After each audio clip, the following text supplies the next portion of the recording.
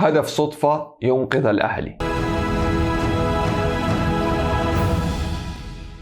بسم الله الرحمن الرحيم. السلام عليكم ورحمة الله تعالى وبركاته. أهلا وسهلا بكم من جديد. بداية صلي على نبينا وحبيبنا محمد صلى الله عليه وسلم، وخلوني بشكل سريع أتكلم عن مباراة الأهلي والخلود واللي انتهت بفوز الأهلي 1-0. طبعا الهدف جاء بشق الأنفس، وسوف أبدأ مع مدرب الخلود الإنجليزي بينغهام اللي لعب بطريقة 4-2-3-1.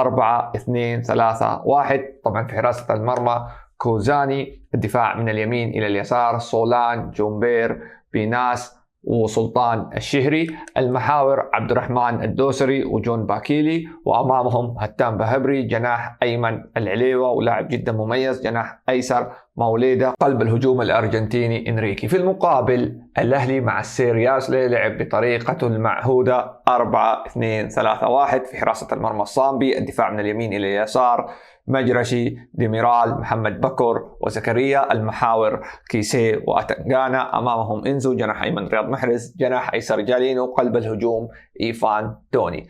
طيب كيف لعب مدرب الخلود؟ بكل أمانة هو لم يتكتل في المناطق الخلفية نوعا ما، يعني حتى صار بقول ما أعرف أسميها ثقة ولا جرأة ولا إيش. فتح اللعب أمام الأهلي بشكل واضح للكل، بدليل أنه لاحظوا أي كورة تجري الخلود ما يلعبوها مباشرة للأمام أو يلعبوها بالتشتيت، لا، يبنوا الكورة من الخلف. تجد الحارس يبني للاعب. تم افتكاك الكورة يمكن أكثر من مرتين، أوكي، في مرة منها أتنغانا قطعها من اللاعب وسجل هدف وانحسب فاول، لكن ما زال عندهم نفس الثقة في البناء من الخلف. وزي ما قلنا رغم الأخطاء يبنوا الكرة بشكل صحيح، لا يجدوا ضغط من لعيبة الأهلي في عمق الملعب، لا يوجد ضغط حقيقي، لا يوجد افتكاك من الكرة لا من إيفان توني ولا من جالينو ولا من إنزو للأسف الشديد ولا من رياض محرز. تخيل الرباعي هذا ما هو قاعد يضغط بشكل صحيح، حتى كيسيه معاهم ما هو قاعد يضغط ولا يفتك الكرة بشكل صحيح. الرباعي هذول كلهم اللي لعبوا الشوط الأول الافتكاك دائما يأتي بشكل صحيح من أتنغانا أو بقوة من أتنغانا، وبقية الدفاع ومحمد بكر كمان ما كان محمد بكر اللي أدى المستوى أمام النصر. لذلك وجدنا دائما الخلود أخطر من الأهلي، دائما الخلود يصل بكل سهولة ويضرب خط الأهلي، خاصة الأهلي قاعد يلعب نوعا ما دفاع شبه متقدم، ضرب في أكثر من كورة في أكثر من هجمة، لكن إنريكي لم يكن ذلك المهاجم اللي يقدر يخلص الكور. موليدا جاته كورة جدا مميزة، يعني عدى مجرشي بكل سهولة، راوغ رياض محرز بكل سهولة، سدت تسديدة جدا جميلة كادت حتكون مثل تسديدة خالد الغنام بالأمس أمام الاتحاد، لكن تألق عبد الرحمن الصامبي وتصدى له وبأمانة عبد الرحمن الصامبي يحسب له الفضل إنه تصدى لأكثر من كورة محققة وأبقى النتيجة 0-0. هذا بشكل عام عجبني مدرب الخلود، عجبوني لعيبة الخلود، لعبوا بثقة أمام الأهلي، لم يتكتلوا في المناطق الخلفية، قاعدوا يبنوا في تحولات. صح إنه فريق يعجبك يطلع مع بعض وينزل مع بعض. لاحظوا الكرة لما تكون لعيبة الأهلي كلهم يرجعوا مع بعض، لاحظوا الافتكاكات اللي تصير في النص، لاحظوا القتالية. يعني أعتقد أي كرة قتالية دائما يربحها لعيبة الخلود، وهذا دليل إنه في جدية عكس لعيبة الأهلي، واضح إنه هناك في تراخي. طيب خلونا نتكلم ياسلي تحديدا كيف لعب. أنا بتكلم بمنتهى الأمانة، يعني بعيدا عن الميول والعاطفة عشان لا حد يقول لي دائما تمدح ياسلي والأمور هذه كلها. ياسلي لعب بطريقته المعروفة، يعني ياسلي إنه هذا أسلوبي، أنا ألعب 4-2-3-1، ألعب أرسل كور طويلة، أدخل مباشرة لمرمى الخصم، أحاول يعني ممكن أسلمهم اللعب، أسلمهم الكرة، بس أنا أوصل لمرمى الخصم أكثر. في مباراة اليوم لم نجد هذا الشيء لعدة أسباب. أولا مسألة بناء الكرة، أنا قلت سابقا ديميرال ليس مميز مثل إيبانيز، أيضا محمد بكر كان جدا سيء. في السابق كان أنت تجد مثلا من يبني دائما اللي هو إيبانيز، يدخل يخترق ويرمي كور مثلا لجالينو. اليوم ولا كورة جات لجالينو في هذه المسألة، علما انه لعيبة الخلود في فترات كثيرة كانوا متقدمين، اوكي، وتقدر تضرب الخطوط مثل مباراة النصر. صحيح ليس بنفس التقدم، لكن ما في احد كان يمول اللاعب جالينو بهذا الشيء. السابق كان إيبانيز. اضافة انه كيسيه للأسف وكلمة حق، أنا دائما أدافع عن كيسيه لكن كان خارج الخدمة لأسباب كثيرة أنا قلتها سابقا. البطولة الأفريقية دائما يأخذ مجهود من اللعيبة، وكيسيه واضح أنه ما هو جاهز، ما هو بكامل جاهزيته. حتى هذا الكلام ينطبق على رياض محرز. لذلك هو قدر المستطاع حاول يدور الكرة. لو ملاحظين ياسلي اليوم هو لو ما وصل لمرحلة أنه يوصل مباشرة لمرمى الخصم دائما تلاقيه يميل للاستحواذ أكثر. الاستحواذ أنا أشوفه استحواذ سلبي، خاصة الكرة ما توصل لإنزو لا يلعب بشكل صحيح، لا يمرر بشكل صحيح، لا يضغط بشكل صحيح. يعني أنا إنسو حتكلم عليه فيما بعد، أوكي. لكن جالينو أيضا نفس الطريقة، ما هو قاعد يستلم بشكل صحيح ويخترق بشكل صحيح. صراحة لعيبة الأهلي هم 2-3 فقط اللي كانوا مبدعين، ديميرال أو اللي يقول كانوا يلعبوا بروح، ديميرال وأتنغانا. طيب خلوني أتكلم بشكل أكثر إنصاف.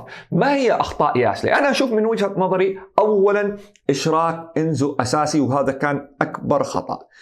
الخطأ الثاني الاستمرار على إنزو في الشوط الثاني. وأنا بكل أمانة عشان ما أقسو على ياسلي أتفهم لماذا لا يستطيع ياسلي أن يبقي إنزو في الدكة لعدة أسباب. وهذا الشيء لو أنتم ملاحظين حتى السنة اللي فاتت كلنا نعرف أنه ياسلي لا يريد فيجا ويريد لاعب آخر غير فيجا، لكن دائما يشركوا بشكل أساسي.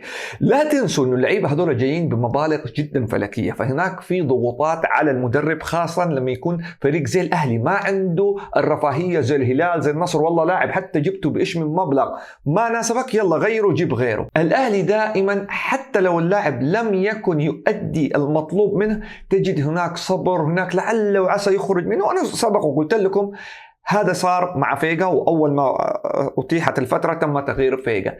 إيش السبب؟ أسباب جدا كثير. أنت ما ينفع دافع في إنزو حدود 30 مليون أو 27 مليون وموقع معاه 3 سنوات وتمشيه كذا. أنت لازم تعطيه فرصة مرة واثنين وثلاثة لأنه جاي بمبلغ كبير، أوكي.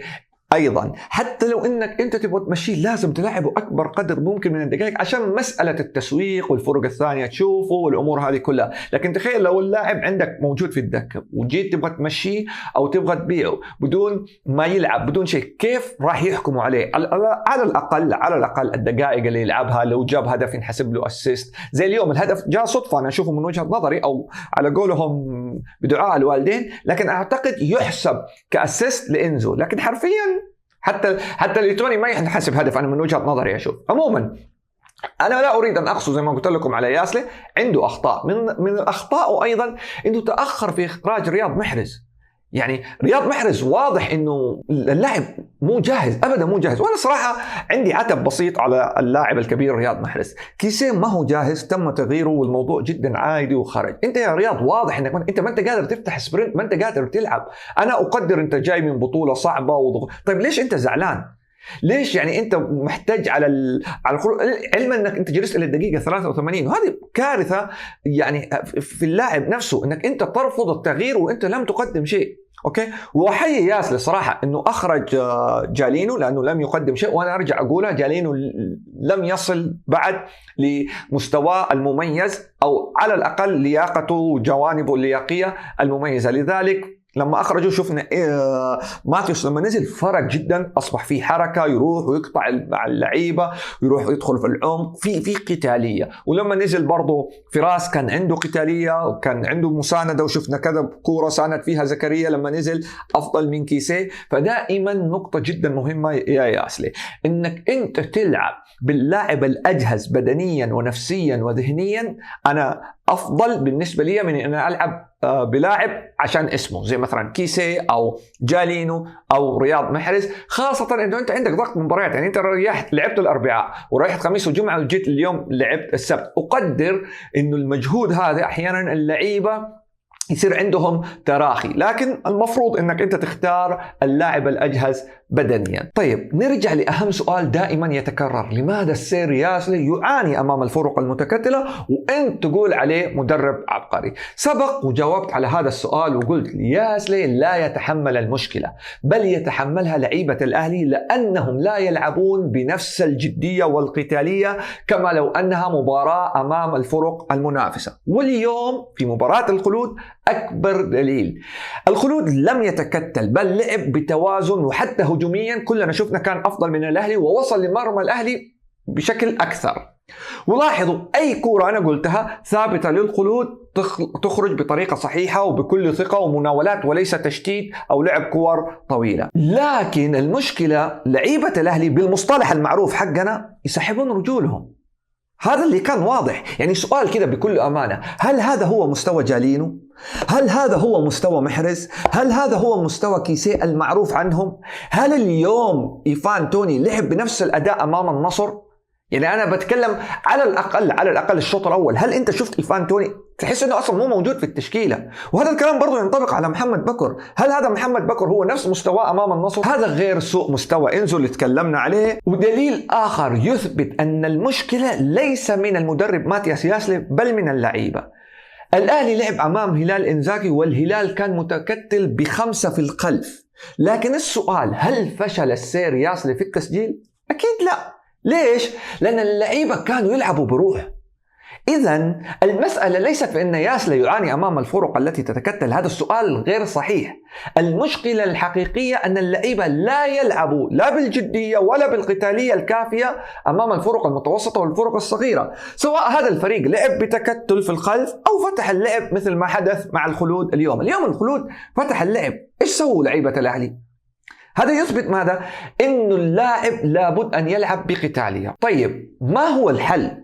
أنا أشوف من وجهة نظري على جمهور الأهلي أن تطالب الإدارة بالتعاقدات وتقوية الدكة بحيث يوصلون لمرحلة إنه يكون جودة اللاعب اللي متواجد في الدكة مساوية أو مقاربة للاعب الأساسي. هنا اللاعب عندما يشعر أن مركزه الأساسي مهدد سوف يبذل مجهود مضاعف ليحافظ على مركزه. ختاما، وش رأيك؟ هل تتفق معي في أن المشكلة من اللعيبة وليس من السير ياسلي؟ وهل تتفق في الحل أم أن هناك حلول أهم؟ أتمنى أنك تكتب لي إياها في التعليقات، ولا تنسى أهم شيء أرجوك اللايك والاشتراك والنشر. كنت معاكم أسامة العز، في أمان الله.